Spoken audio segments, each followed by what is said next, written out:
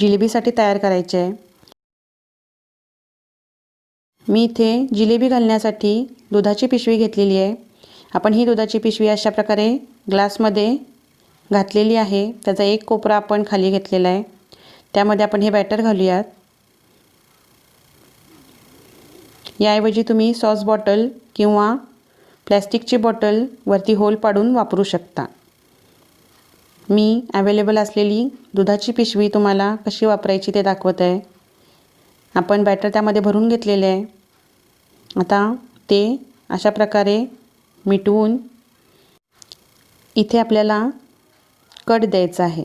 Cut अगदी बारीक द्यायचा आहे जेणेकरून जिलेबी बारीक पडेल। तुम्ही बघू शकता अशा प्रकारे आपण ती कट करून या पिशवीचा वापर केलेला आहे आणि जिलेबी घातलेली आहे।